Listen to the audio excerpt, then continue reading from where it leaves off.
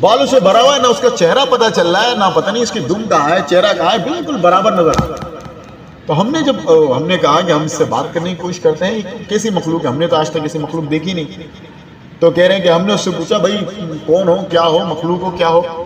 تو کہ وہ ہم سے بات کرنے لگا اور اس نے بتایا انا جساس، میں جاسوس ہوں، میں جاسوس ہوں، خبریں پہنچاتا ہوں۔ اچھا کیا بھائی کس کی خبریں پہنچاتے ہو؟ کہہ رہے چھوڑو ان سب باتوں کو، چلو میں تمہیں جو ہے ایک محل بناؤ، مندر نما بناؤ، عبادت گاہ، اس پہ چلو، ایک آدمی ہے جس کو میں تمہارے بارے میں خبریں بتانے کا، اس کو تمہارے بارے میں خبریں سننے کا بڑا شوق ہے، چلو اس سے ملاقات کرو۔ اب ہم لوگ بڑے پریشان ہو گئے، ڈرنے لگ گئے، پتہ نہیں کس قسم کا آدمی ہو، کوئی شیطان ہے، کوئی دیو ہے، پتہ نہیں کیا معاملہ ہے۔ کہہ رہے ہم اس کے پیچھے چلنے لگے، لیکن ہمیں ڈر بھی تھا۔ کہہ رہے جیسے ہم جلدی چلے اور اس میں داخل ہوئے، دیر کے اندر داخل ہوئے، تو ہم نے دیکھا ایک بہت ہی لمبا چوڑا آدمی، مار آئینہ قط